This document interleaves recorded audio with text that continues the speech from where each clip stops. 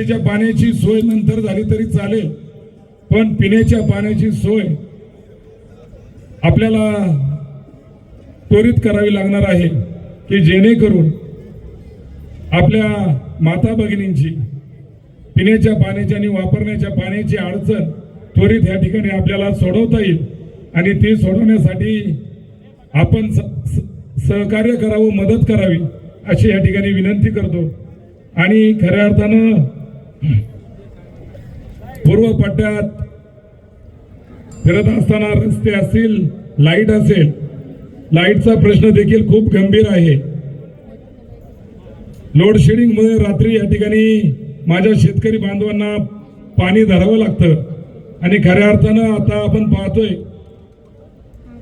बिबट्याचं वावर मोठ्या प्रमाणात या ठिकाणी झालेला असल्यानं आणि बऱ्याच शेतकरी परिवारावर या ठिकाणी हल्ले झाले असल्यामुळं शेतकरी घाबरलेला आहे।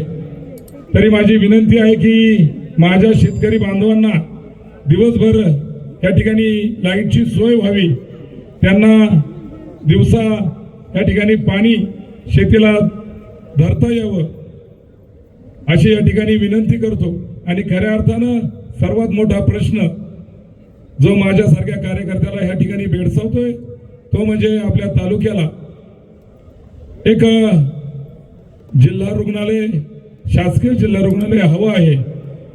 आपण पाहतोय पिंपरी चिंचवड या ठिकाणी YCM आहे, पुणे या ठिकाणी ससून आहे, आपल्या शेजारच्या तालुक्यात मंचर या ठिकाणी देखील अत्याधुनिक हॉस्पिटल आहे।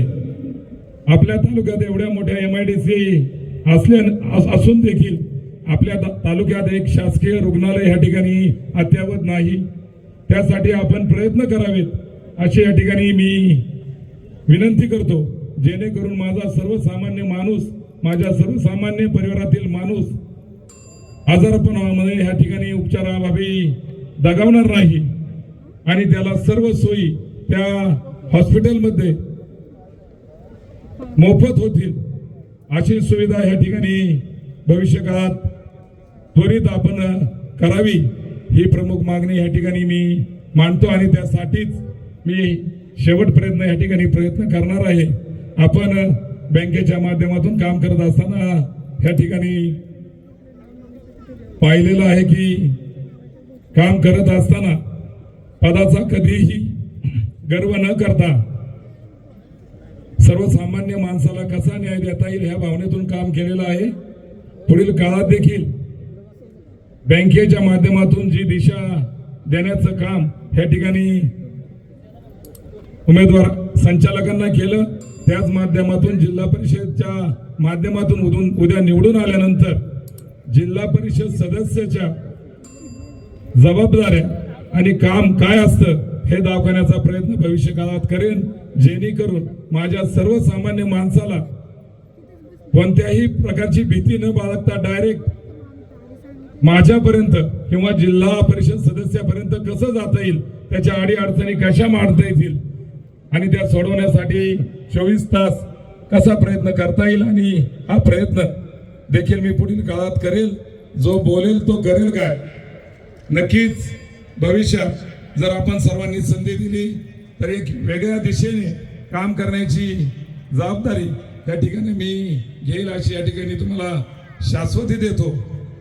बरेच जण म्हणतात आता आपण पाहिलं मोठा विकास आराखड्याचा पुस्तकच या ठिकाणी काही उमेदवारांनी तयार केलेलं आहे, म्हणजे ते जिल्हा परिषदला उभे आहेत की आमदारकीला उभे आहेत की खासदारकीला उभे आहेत, ते वचननामा आपण पाहिला का तुमच्या लक्षात येईल। कारण आजपर्यंत आमदारकीला उभे असलेल्या किंवा खासदारकीला उभे असलेल्या उमेदवारांनी किंवा आमदार साहेबांनी देखील या ठिकाणी कोणत्याही प्रकारचा एवढा मोठा वचननामा तयार केलेला नाही। तसा वचननामा आज आपण या ठिकाणी पाहतोय। कसं आहे, करण्यापेक्षा बोलण्यापेक्षा काहीतरी करून दाखवणं हे खूप गरजेचं असतं। आजचा काळ खूप वेगळा आहे, लोक तुमच्या भूलथापांना या ठिकाणी बळी पडत नाहीत। 100% लोक आता सुज्ञ झालेले आहेत आणि ती नक्कीच योग्य न्याय देण्याचं काम या ठिकाणी भविष्यकाळात करतील।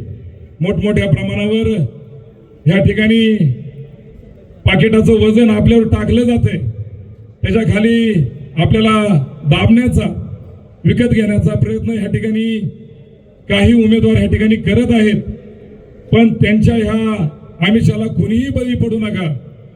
कारण ते आज क्षणिक आपल्यासाठी काहीतरी देतील, पण पुढील 5 वर्षासाठी कोणीतरी आपल्याला गडी म्हणून राबवता येईल अशा सर्वसामान्य माणसाला त्या ठिकाणी न्याय द्यायचा प्रयत्न तुम्ही करा. कारण जे आज पैसे देतील ते उद्या ह्या ठिकाणी परत 5 वर्ष आपल्याला दिसणार नाही याची मला 100% खात्री आहे. कारण काम करत असताना 22 वर्ष तुम्ही मला पाहिले. मी प्रत्येक सर्वसामान्यांच्या अडीअडचणी सुखदुःखात आवर्जून काम करत असताना प्रत्येकाला वेळ देण्याचा प्रयत्न या ठिकाणी केलेला आहे. जरी आम्ही या ठिकाणी काही गोष्टीमध्ये कमी पडत असलो तरी तुमच्यासारखी माझी सर्वसामान्य जनता हीच माझी खऱ्या अर्थानं श्रीमंती आहे आणि तीच पुढील काळात देखील जपण्याचा प्रयत्न मी या ठिकाणी करेल. माझी पत्नी रोहिणी थिगळे तिच्या माध्यमातून असेल किंवा मी स्वतः असेल, उद्या जिल्हा परिषद सदस्य आम्ही झालो तर एक चांगल्या पद्धतीचं काम ह्या ठिकाणी करून प्रत्येक सर्वसामान्य माणसाला न्याय द्यायचं काम पुढील काळात आम्ही करू अशी या ठिकाणी ग्वाही देतो.